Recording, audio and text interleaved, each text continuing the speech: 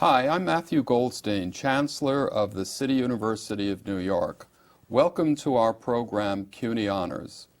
We are very pleased to have with us a quintessential New York couple, well known for their business acumen, civic activities, and support of education, Valerie and Bernard Beal. Valerie Lancaster Beal has had a successful career in business, including her service as Senior Vice President with the investment banking firm of M.R. Beal and Company. She holds a Bachelor of Arts degree in economics from Georgetown University and an MBA in finance and financial accounting from the Wharton Graduate School of Business. In 2002, Governor Pataki appointed Mrs. Beal to the CUNY Board of Trustees. She has chaired the search committee for a president of York College and is now chair of the search committee for a president of Baruch College. Trustee Beal is chair of the board committee on faculty, staff, and administration as well. Sitting next to Trustee Beal is Bernard Beal, founder and head of M.R. Beal and Company. Mr. Beal graduated from Carleton College and Stanford University's Business School. He began his distinguished career with E.F. Hutton, and after 9 years with that firm, he made the decision to start his own company. His entrepreneurial spirit helped him launch M.R. Beal and Company in 1988, one of the largest minority-owned investment firms in this country. It is a great pleasure to welcome both of you to CUNY Honors. Thank you. Thank you for having us. It's great to see the two of you. Valerie, why don't we start with you? You and I have gotten to know each other well because we work together at CUNY, and it goes without saying that you are one of the distinguished trustees. But you also provide an awful lot of energy and direction to other organizations.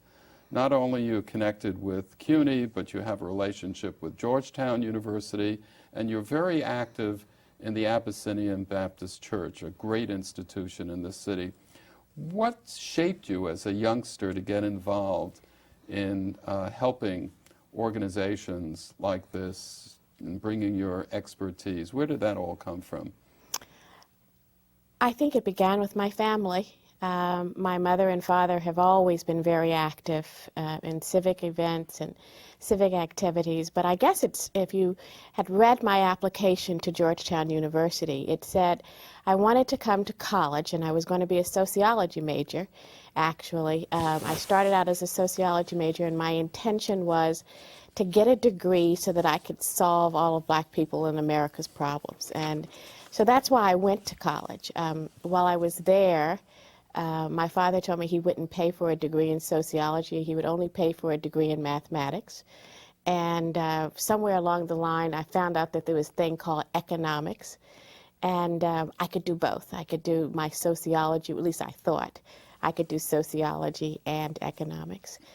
Georgetown had a wonderful dean at the time, Father Davis, and he instilled in us the need to give back. And so my goal throughout getting my education has always been to be a problem solver. Wall Street was always an opportunity for me to, frankly, to gain an income and to do some creative things. I did municipal finance. But my goal has always been to give back. And I'm very fortunate, because of the success of M.R. Beal now, that we are in a stage in our lives where I can give back and I can use the skills that I've learned as 20 years of an investment banker to work with wonderful institutions such as CUNY and Georgetown and Abyssinian. So it's been a lifelong desire of mine to do that, and I'm very fortunate to be able to do it now. And we're fortunate to have you connected Thank you. with the City University.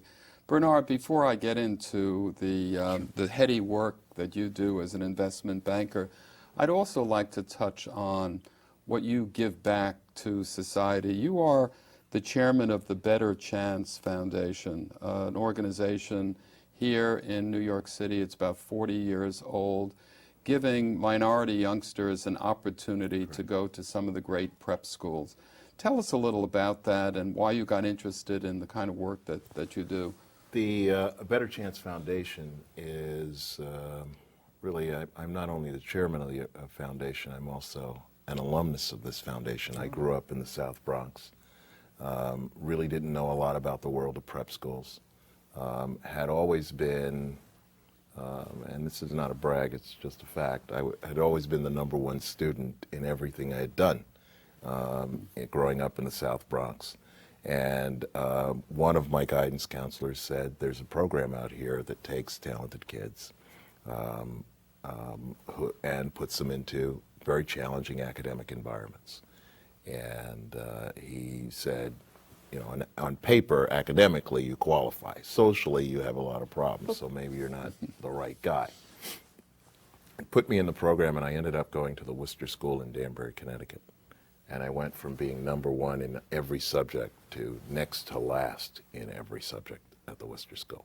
I basically had become a regular-sized fish in a much larger academic pond. The school itself was smaller. The class I went to here in New York City had 300 kids in it. This class I went to at the Worcester School had a total of 64 kids in it.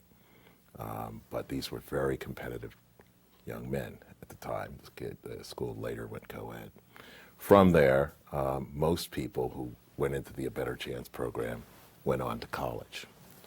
And I did well at the Worcester School, really kind of excelled there. Went on to Carleton, did well there. Academically, I began to do very well, and then went on to law school and business school, and jumped out to start my own business.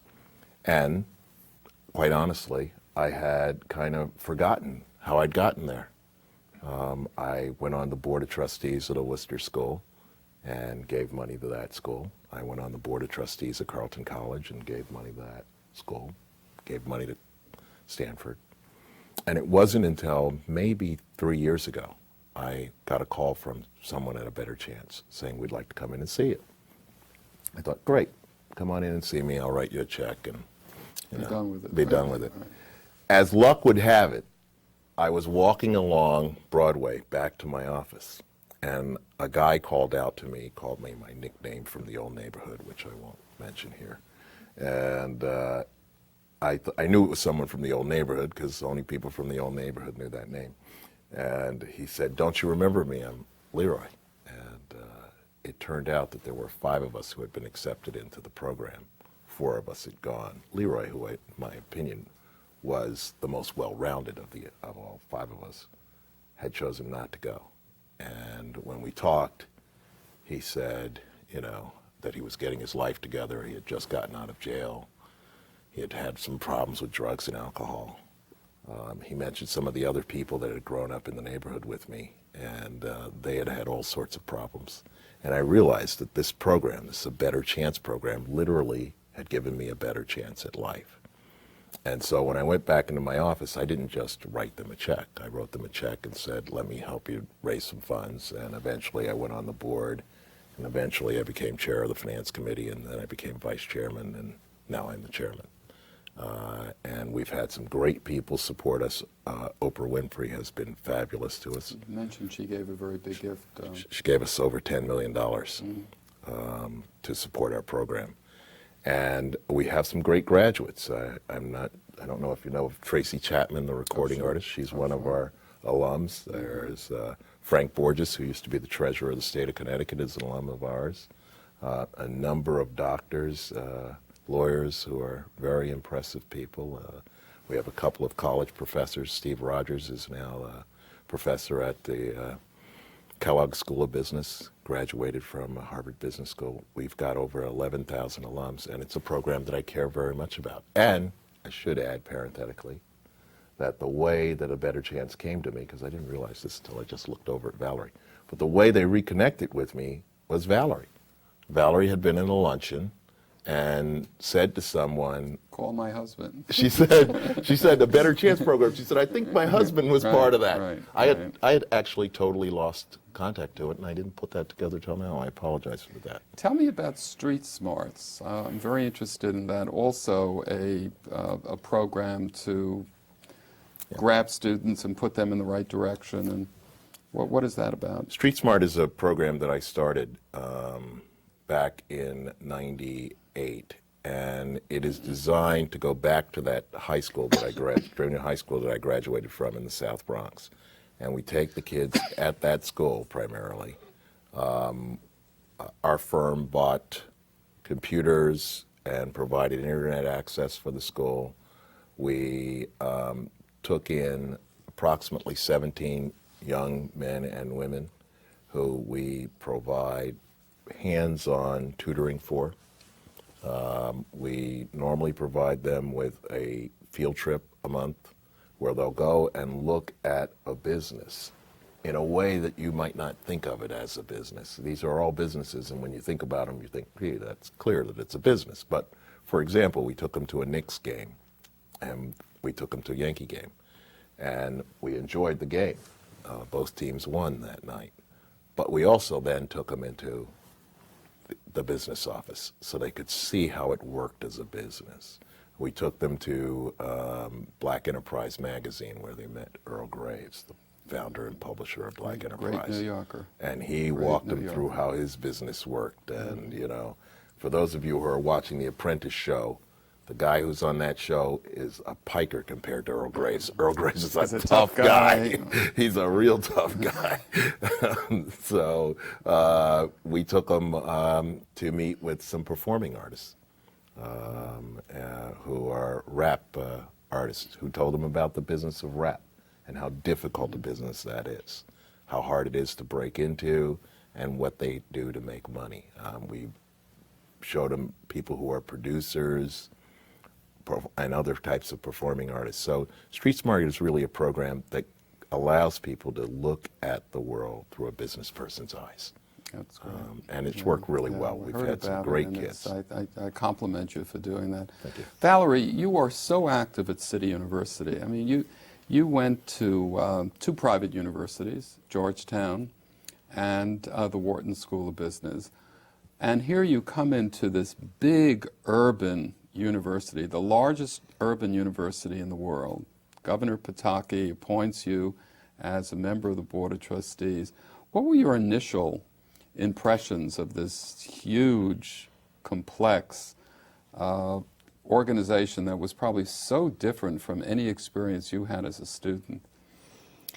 Well, it was very different from Georgetown, clearly. But it's, you know, I'm a product of D.C. public schools, so I was used to large classes. The first thing I was impressed with was the students.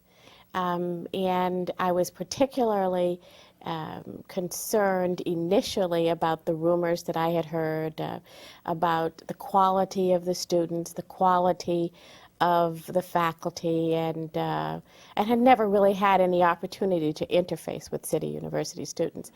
And so when I came on board and Matt, within the first 90 days, appointed me to chair a search committee where, as you know, I spent all day on the campus, several days on the campus, and I really had the opportunity of meeting students. And I was particularly, I think it was the faculty and the alums of Baruch said it best, that these students in particular really want an education. They really work for an education. I think one gentleman at Baruch said it. He said, not only do they have to struggle to come up with the tuition, but they have to forego income, and their family forgoes income for them to be here. Right. So this is not, both of my children have been in, you know, private schools, independent schools, so this is not a group of people who are there because their parents make them be there. They're there because they want to be there. The energy level of the students has just infected me, and I love working with all of the students and the faculty. The faculty are enormously dedicated under some, I'm also on a number of boards of independent schools here in the city, and we talk about there, it's, you know, our whiteboard doesn't have enough information, and we have everybody should have a laptop. I mean, that's the nature of the discussion at some of my children's school. Here it is. It's you know, the course load that the teachers carry and that the students are engaging in and trying to get an education. I just respect the energy of the students, and so it's just made me absolutely committed to not only the students, but making sure that the word about CUNY gets out. I think the word isn't out there enough about how wonderful the school really is and the product that it turns out. So, And your work with the Abyssinian Baptist Church, Reverend Calvin Butts is a good friend of mine. He's also a colleague as president of Old Westbury College and part of the SUNY system. What is it that you do for Reverend Butts and the Abyssinian? churches in general, nonprofits in general, are run by volunteers, and they have grown up out of that model of volunteerism.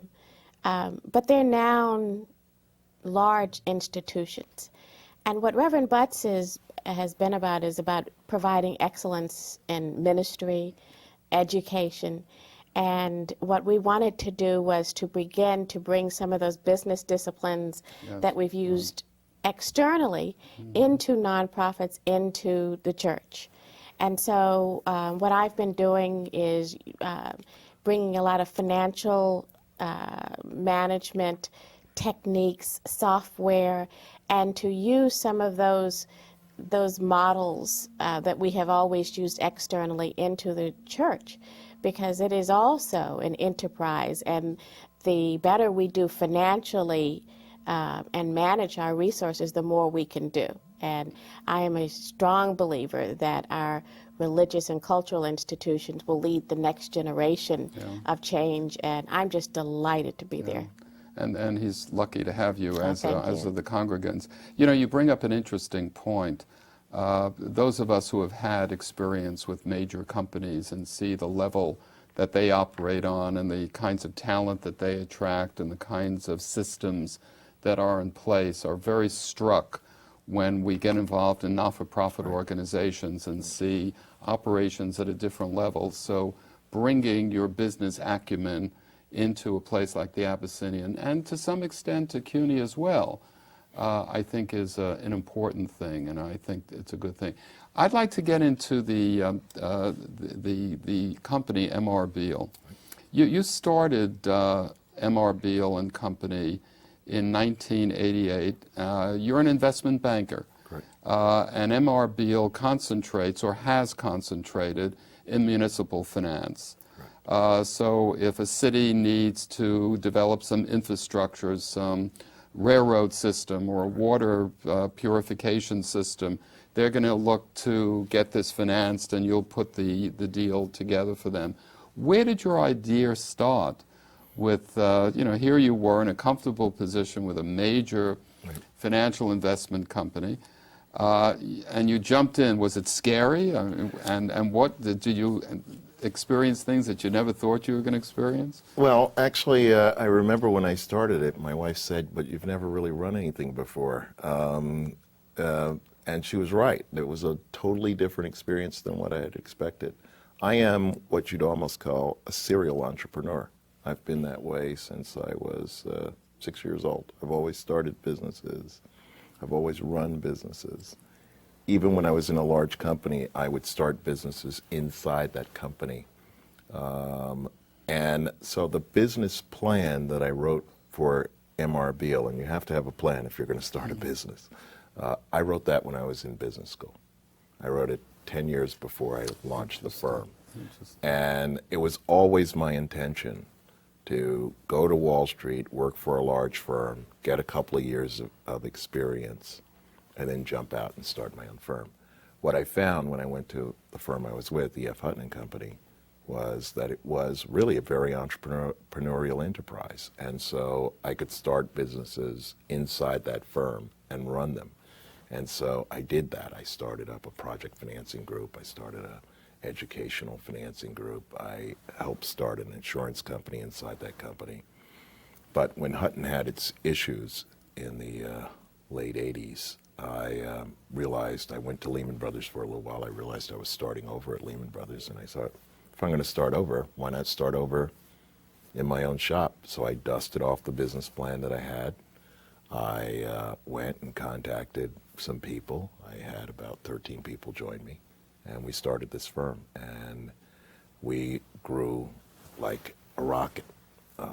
ended up, at one point in time, I think we employed 280 people worldwide with, I don't think, close to 11 offices in the U.S. and 3 offices abroad.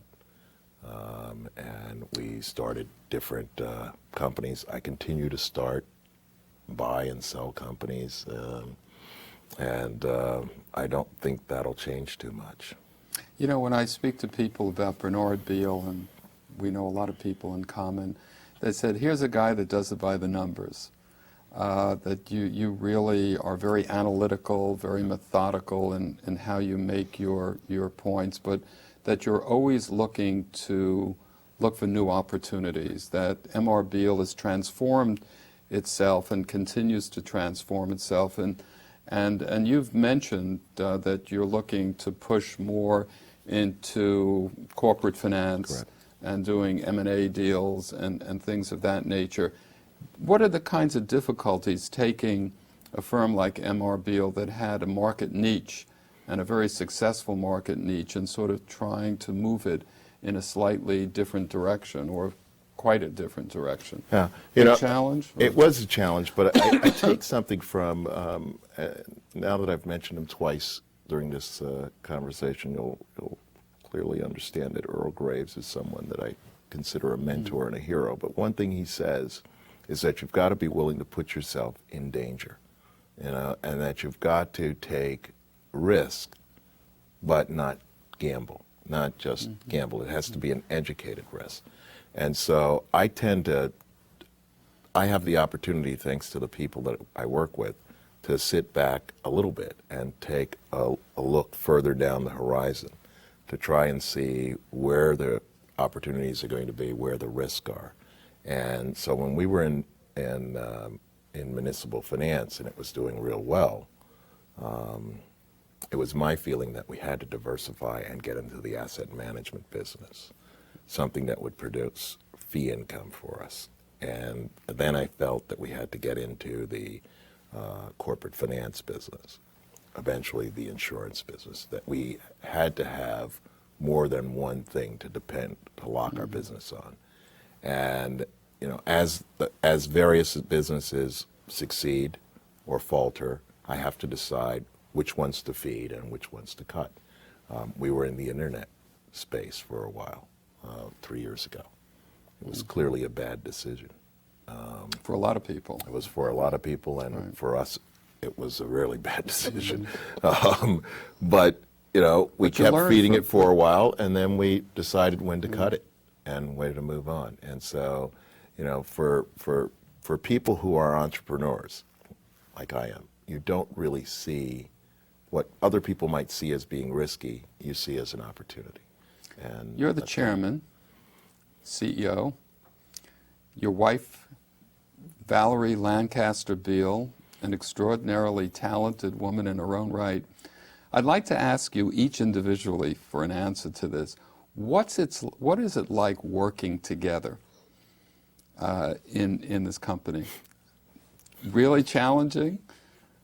Why don't we start with Valerie? I want to hear from his first. Okay, we'll start with you first. Well, I think you have to understand that you have very different roles. And probably one of the harder, tenser times that we had as a business couple, I don't think it really affected us as a married couple, but as a business couple, is when, I had to turn to Valerie and say that I think that certain parts of the business are getting too big for either of us to handle. He fired me. He fired Did me. you have a good severance package? Or? Well, he I transferred didn't me fire her. out of one function into another function. It had gotten much too complicated for either of us to do. And she was, I missed her at night. She was staying at the office, working all night, trying to get all this stuff done. And I was trying to supplement some of that stuff. And so we brought in someone who had that particular expertise to handle something that Valerie was doing, to free her up, to really utilize her talents in another way. And that was tense for a moment. And sometimes she wants to give me candid, honest feedback, and I just asked her to try to do that in private, as opposed to in front of the rest of the troops. Do you want to opine on this, or do you want to take a pass? No, it's been the best of all worlds, and it can also be the most difficult of all worlds. Bernard is the CEO, and I'm the senior vice president. What he was talking about is that when we started, I was the financial officer, and I'm not by nature an entrepreneur. So we complement each other in that. I grew up in Washington, D.C. It's a government town, so you get your good government job and you stay there for the next 25 years, especially when you're getting good raises and things are comfortable. So, but I'm supportive of him. So when we started branching out, I was like, but this is working well. So I'm more risk adverse, but I love doing numbers. Once he freed me up from being able to be tunneled vision, we went on and I ran the financial advisory work, which was really, which was really my natural instinct. And it took me a hard time initially to be told, no, I don't do that well. But in the end, it was best for the firm. And so we've learned how to say those things to each other. And we have very different skills and very different outlooks on life, but they complement each other. So 20 years, we've managed to get through it. Yeah. Valerie is really very in tune with people, much more in tune with people than I am. She can sort of size someone up pretty quickly in terms of their strengths and their weaknesses, and she can communicate that to me pretty well. And she sees things that I just don't see. They kind of go over my head. I look at someone and go, and she saved a few people at our firm, because I will look at them and go, they're just not doing it. They go, you're fired. Get out of here. And she'll go, no, what we need to do is just, we got them in the wrong place. We need to move them over here, or we need to sort of develop this person. And one of our best people was someone that the rest of us just missed, You complement each other well. We're going to continue with this. We'll be back in just a couple of minutes after this important message and take some questions and engagement with our wonderful audience here. Stay with us. We'll be right back. CUNY offers a range of educational options, whether you're interested in a senior college or a community college, a certificate program, or a graduate degree. You should contact CUNY's Office of Admission Services at 1-800-CUNY-YES or visit our website, cuny.edu. Even though your cost to attend CUNY is low, the university still offers a full range of financial aid opportunities. Over 70% of CUNY's full-time undergraduate students receive some sort of financial aid. For information on financial aid, call 1-800-CUNY-YES or visit our website at cuny.edu. Welcome back. I'm Matthew Goldstein, and this is CUNY Honors. We're here talking with the Beals. And before we take a question from the audience, I'd like to just ask one additional question. You've done wonderful work together, both individually and collectively, but probably two of the greatest things that you've done are your two children, Michael, who is a student at Harvard, and Erica, who is a student at Horace Mann. And Valerie, you and I have been talking about Michael and Erica for a year or so, and I've gotten, although I've never met them, I really feel I know them well. Tell me a little about what they're doing and what they value, what they hope to do with their lives, and how you think you've shaped that. Well, Michael is a scholar athlete at Harvard, starting point guard for the Harvard basketball team, and an econs honor major, although he told me he just finished his econometrics exam, so he's challenged right now about that. Having taught econometrics, I understand what he must be going through. He hasn't had much sleep in the last couple of days. And Erica is actually studying abroad right now. She's in Spain and Sevilla, landed right when the bombing occurred. Oh, boy. And is keeping a journal right now about what it's like to travel under the threat of terrorism, but it wasn't there. But to sum it up, they're just wonderful. They're our greatest challenge.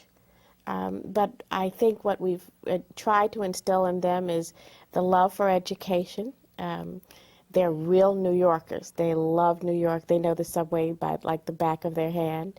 And I think I summed it up with you, with Michael, is that he is as comfortable on the streets of Bed-Stuy playing basketball as he is at Harvard in the corporate boardroom. And I think that that's really what we try to instill in our children, that they have to be multifaceted, multicultural, multi-everything, and we hope that that's what we've given them. You've done, whatever you've done it right. Bernard, do you want to add to There is anything nothing like to add to that. That is absolutely that's a complete. great characterization. That's you're blessed to have two wonderful Very children fortunate. like that. We're going to start with some questions from our audience. Our audience is a representation of students in the CUNY Honors College, which started about 3 years ago for very talented students, and we're delighted that they're here with us tonight. And may I ask you to introduce yourself and to whom you wish to ask a question? To both Beals, actually. I'm currently a freshman at Baruch. I'm majoring in economics. You said you're now looking for the new president of Baruch. Now, I feel that the president delegates where the school is going to go, and as you said, CUNY needs to be more recognized. I want to know what you're looking for in this president. I want to know where you see CUNY going, like, in the next 5 years. So when I graduate, I'm graduating from somewhere prestigious, well, a little more prestigious than it is right now. So I want to know where we're going. What's our direction? Well, the Chancellor just asked me that question right before we went on air. I believe that I was absolutely thrilled, impressed when I did my tour of Baruch and spoke to the students and the faculty and the administration. It is a university a college that has already achieved great success, and it's like a diamond that is in the rough, that the cover has just not been taken off of it. And so what we're looking for is a president. In the university system, you have some schools that need different things. You have some schools that need curriculum development. They need a lot of other things. Baruch works right now. To me, it needs someone who can come in and polish it, who can present this wonderful jewel to the population beyond that they don't know about it. So we're really looking for someone who can continue to enable the school to grow, but to also to enable it to take the national stature that it really belongs. It deserves. Wow. You know, I guess not knowing certain things is a blessing. They say if you like sausage, you don't want to see it being made, but I didn't know that there was any rough to it. Honestly, from an employer's standpoint, there are certain colleges that if I see a kid who's come from that college, I pay attention to it. It kind of grabs my attention, and Baruch is one of those. Baruch has sent a number of very talented people to Wall Street. There are people who are at Lehman Brothers, who are at Morgan Stanley and Merrill Lynch in very senior positions, all of whom are alums of Baruch. So I wasn't aware that there was any, it's a diamond as far as I'm concerned. I don't know whether it's in the rough or in the clear or where it is, but it's a school that I would look at very favorably. Now, there are schools that I don't look at favorably, but Baruch is definitely a school that I look at very favorably. So I'm not aware of the rough part of it. And I may be able to jump in with just a minute. I had the privilege of leading Baruch for 7 years between I think it was 1991 to 1998, and we reshaped that institution to what it is today. And I think one of the strategic moves that we're going to hope to achieve at Baruch is to bring its business school, which is one of the 3 schools, in a much more integrated way with our arts and science college and our public affairs college, because government and a sounding in liberal learning is, to me, very important as one migrates into the business world. I think that's critical. And we aspire to, within a couple of years, get the Baruch Business School to be a top 25 business school. And we're well on our way to achieving that. So Bernard's assessment of it as highly regarded is certainly supported by the data. Yes? Hi, my name is Lisa Fliss, and I go to Kirkland College. I'm a finance and business management major, hoping to graduate soon. And my question is to the male counterpart. You've mentioned that you've started businesses since you were 6. I wanted to know, what was your first successful business? Oh my. Well, I think the first business I ran was just doing little odd jobs and chores, but the one that I remember most fondly would be, I'm not a very good athlete, okay, but so they had lots of teams in my neighborhood, and I went to what is the equivalent of a Salvation Army store, where they were selling clothes for a penny a pound, and I bought some old baseball uniforms. I think I paid a total of about $4 or $5 for them, and I, with my grandmother's help, stitched some names on the uniforms, and I sold them to different teams and kits. And that was the first time that I realized that I could take $4 or $5 and make $50.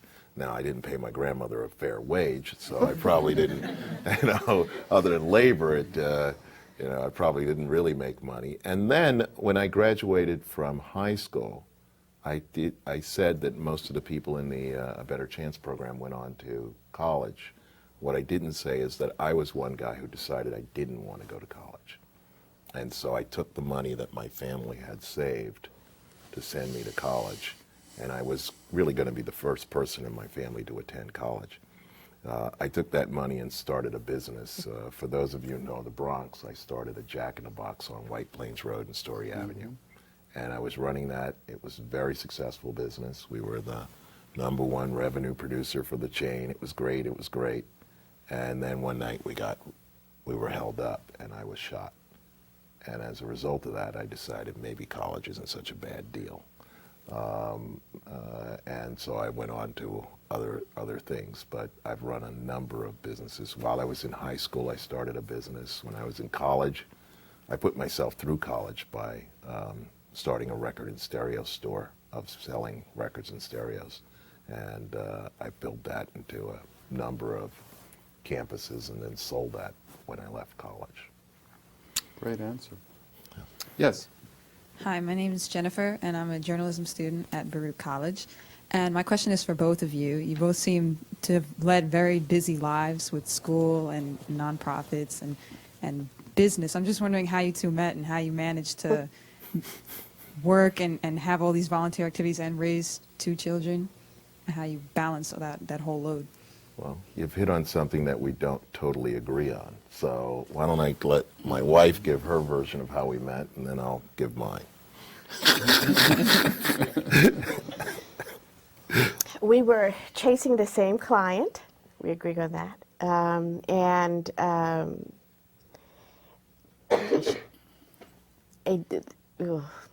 Someone asked me to go and get a glass of wine for the client. And when I got back, someone had taken the client and left. So that's to say that our first meeting wasn't that pleasant. Several months later, there were very few black women on Wall Street at the time, and several months later, 3 people in one day mentioned me to Bernard, and we went out, but he kept taking me out to corporate dinners. See, this is where we disagree on this. He kept taking me out to corporate dinners, and I thought, this isn't, so what? But long story short, eventually we stopped going to corporate dinners. And I think this is really where, notwithstanding all of the things, the accomplishments we've had, and we live a wonderful life, the success was not when he took me to Lutèce's and all of those things on Hutton's dime. But we actually went to Times Square and ate some really disgusting $1.99 food, and walked and talked all the way back. And we were married in 6 months. I think that sort of speaks to, while he'll tell a different version of how all that came together, but I think throughout what we've tried to do, and we are different, is to keep communication open and to respect each other's differences. and try to grow in those differences. Now, the real people you should ask is our children as to how successful we've been in doing that, but that's what we attempt to do. Yeah, I guess it's not that much different. Okay. Yeah, it's not that much different. You know, it's close enough. So the record will read that there is a convergence to your answer. Thank you. Yes. I'm Yuk Min Gong, a sophomore at Baruch, and my question's to Mr. Beal. What exactly drives you when you start a new business? I'm sure you face difficulties, so what gets you through the dark times? Yeah, you know, that's a great question. You know, sometimes when I'm in a new business and it's struggling, I go, why the heck did I do this? What caused me to do this? I was really comfortable over there. I'm either blessed or cursed with a very short attention span. And so once something is up and going, I usually give it to somebody else to do because I really do like starting them. I like marketing them, starting them, selling them. It's almost as if they're our children, like our physical children. We're never going to, you know, launch them off. But you do, in a way, launch off your children. You know, you give them the best that you've got, and then you hope that some of it is stuck and they go out into the world. And the same thing with the business. I see an opportunity out there, and I want to fill it. I want to meet that need. Even the failed business, which is one that I probably learned more from that one than from the others. I saw an opportunity that no one else saw. And if I hadn't been greedy, it would have been very successful because about a third of the way through, someone offered us more money than I thought it was worth to buy it. And I thought, well, if they're offering that much money, it must be worth so much more. So what keeps me going is kind of a need to be challenged, to have something else that I haven't done, to see an opportunity and to, you know, be a little smarter or a little more aggressive than the other person. But not to be paralyzed by the specter of defeat or making an error. Oh, no. Because there are so many people that are so cautious and they're so frightened to make a move because they wouldn't succeed. And you learn by, I guess we all learn by our mistakes. That's and absolutely we have right. That's absolutely right. I mean, if you think of it in terms of baseball, for any of you who watch it, if you're hitting 300, 7 times you strike out, 3 times you hit, you're in the All-Stars. You're an All-Star. Now, in business, you got to hit a little more than 300, but you know, you cannot do this without some failure. And if you are someone who is afraid to make a decision, afraid to take a risk, or afraid to venture, you'll get nowhere. You know, in terms of, just think of it in terms of the, you know, going west. You know, the cowards never ventured, and the weak died on the road. It's the people who really persevered who made it and made this country great. I think it's also a very practical side of that, is that we've never lived and we've made a lot of money at some times, and we haven't made a lot of money at other times. I think we never raised our standard of living up to the point where we were spending the lot of money. And I think a lot of entrepreneurs, and I see it now in the music industry, they begin to believe the hype and believe that it'll go on at that level for indefinitely, and so they can't take a risk because they've made their fixed costs so high that if anything happens to them, they're in, it's bankruptcy. Right. And so we've sort of, and that's, I mean, we live well. You're grounded well. But we've never tried to live up in the stratosphere. And I think that gives Bernard a little bit more latitude to sort of go out there and take those risks. That's great. Where's the mic? Yes. Hi, my name is Jen Panicali, and I'm a Hunter College student, a media major. I was just wondering, what piece of advice would you like to give to students who might find it difficult to find their path? What's the best piece of advice? You know, I think that it's really unfortunate sort of what's happened to with respect to young people in our society, because I think you have a lot of time to find it. And there seems to be this overall pressure to make a decision, make a commitment, choose your direction today, that you ought to know where you are while you're in college, and you ought to get on this road and move forward. My advice is take some time, figure out what works for you, try different things. You would not be here in this spot if you didn't have talent. So you've got talent. And you would not be here in this spot if you didn't have some form of a support system, whether it's your, immediate family or friends. And, they will help you rely. But I think you ought to try to come to who you are over time, as opposed to, feeling that, my mother, my father, my uncle, whoever it is, says that I have to be a business person. I have to be a journalist. I have to be a doctor. I have to be a lawyer. I've got to be in government service. You've got time, and you've got time to fall down and pick yourself up, or try one avenue and decide that that doesn't work and then move on to another. So that would be my advice, is to go with something that you're passionate about or interested in. That's really what I find I do best in, and it's the advice, I got to tell you, that I gave my son. He asked me recently what direction he should go in, and I said, go into something that you think is going to be fun. He goes, I don't have time for fun, I got to make some money. No, have some fun, and you'll find that you'll make money while having fun. So that would be my advice. Search for your bliss. Yeah.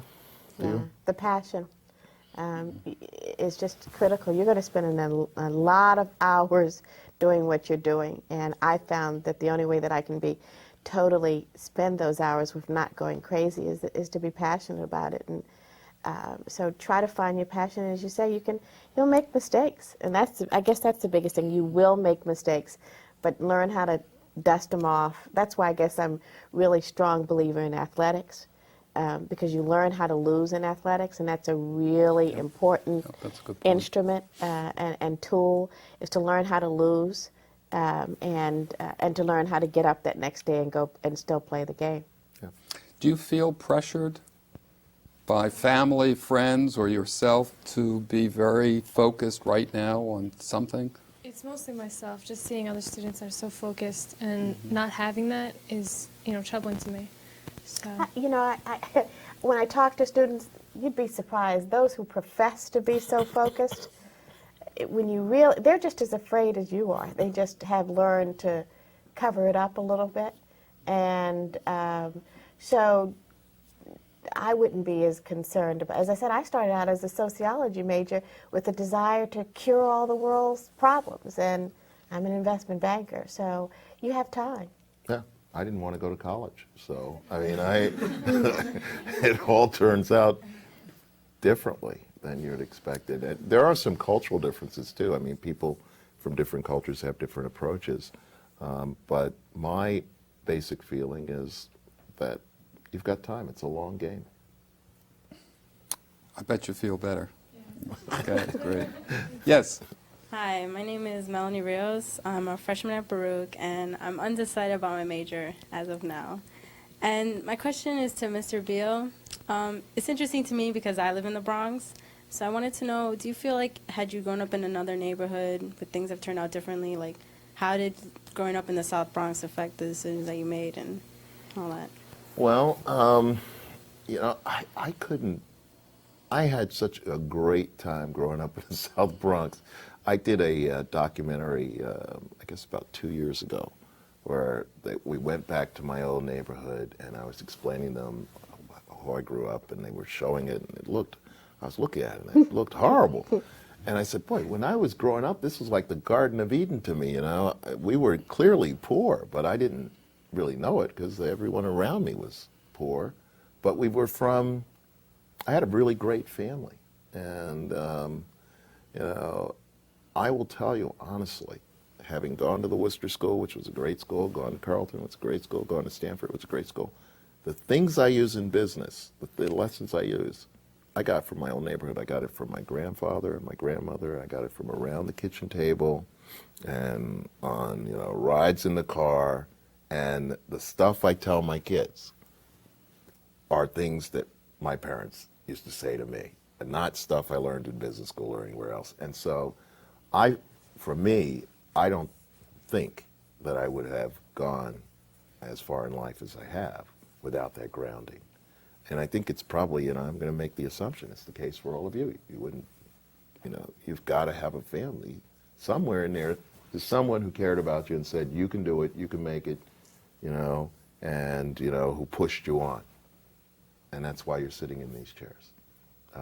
And so I think the South Bronx is a great place. It's a great background. I think my son sometimes is envious of it, that he didn't have that Bernard, background. at the South Bronx, in the South Bronx in the schools, you said right at the beginning of the show you were top guy. You were #1 in the class. Yes. You get to a very fancy prep school, Worcester, all of a sudden you're finding this is a very challenging environment. Kids are very competitive. They're very well prepared. How did you deal with going from a sense of your own self at the public schools in the Bronx to what you may have been feeling at Worcester, and how did you get yourself back up? Oh, that's a great question. Actually, I remember when I went to Worcester, two things happened the first couple of days I was there. The first one was there was a kid there from Bronxville.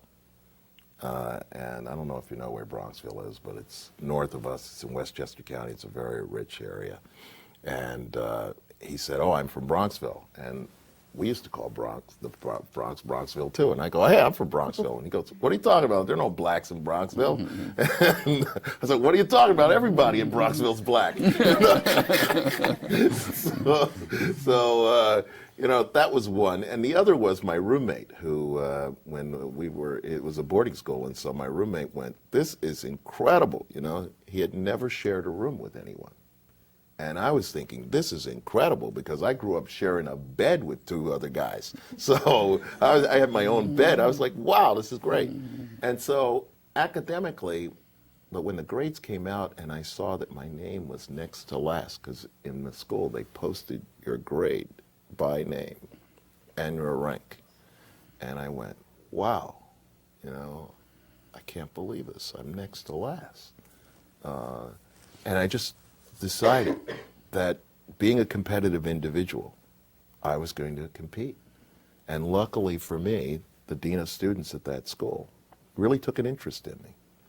And he would take me out for coffee and he'd say, this is what you need to do.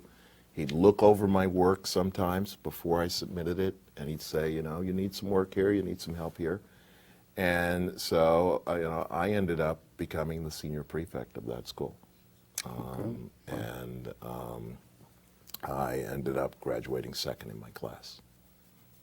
So it was a challenging environment, but you know it. If you have that kind of fire in your gut and you go, you know what, I'm just as good as you are. Not actually, I'm better than you are. And I'm going to compete and I'm going to win. And so there was one incident there where I actually got 100 on a test. And it kind of screwed up the curve, I'm told. But the professor, the teacher, was convinced that I must have cheated. He said, you had to have cheated. There was no way you could have done that. And he had other social issues. And so he created an even harder test that he insisted that I take in front of him. And I took it right in front of him. And, he apologized later. But I really decided that out of a matter of pride and will and sure willingness to succeed, that I was going to push But you had hard. that inner strength. And that was very evident, and where that came from. Based on my family. Yeah, I'm sure That's it where probably came from. did come from your That's family. where it came from. That's where great. it came from. Yes. Hi, I'm Sumitri Seshadri. I'm from the College of Staten Island. I'm planning on majoring in mechanical engineering.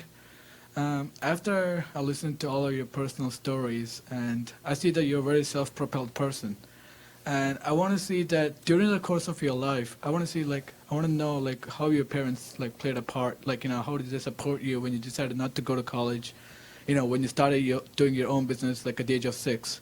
So I just want to know what part your parents played in your life. I was raised by my grandparents. My grandfather basically, I still don't know where he got all this stuff because he never really made it past the 8th grade. But he would talk to me about different things, about ways to approach things. And he would tell me some things that just were rules for life. And one was, he said that I really needed to pursue an education. That was the most important thing, and that if you had an education, you had a good education, no one could ever take that away from you. And he also told me that I should, always tell the truth. Now, I don't always do that, but he said, look, it never gets worse than the truth. So just tell the truth. You don't have to remember what you said. You don't have to do any of these other things. He told me to always, never sit at the head of a table. That's one thing he told me. He said, because if you belong there, people will naturally push you there. And if you don't, it would be very embarrassing to have someone come and ask you to leave. And he told me to, save my money. Now, he gave me some horrible financial advice in that, the first car I ever bought, I bought for cash because my grandfather didn't believe in debt. And the first house we ever bought, we didn't live as well as some of our friends because I had insisted that whatever house we bought, we had to pay cash. No borrowing, no nothing. So we lived, our friends would go, what, are you crazy? We live in here and you're living there. But over time, I realized that you could sort of stray from some of those teachings, but really, I think most of it came from my family. And you'll hear this theme come back from both of us. And I think it's probably the same for many of you, that it's really those kind of lessons. My son said something to me that I thought was quite remarkable about maybe about 3 or 4 months ago. He says, you've gotten smarter since I left for college. That's a good and he seems to have come around, and I can see how some of the things that my grandfather gave to me and I'm giving to him are beginning to stick, and hopefully he'll give those to his children as well. But that's really it. Thank you, Valerie Lancaster Beal. Thank you, Bernard Beal. This has just been a wonderful time that we've spent together, learned a lot, and you are a great couple. Thank you, members of the CUNY Honors College, and thank you, ladies and gentlemen, for joining us. We look forward to seeing you next time on CUNY Honors.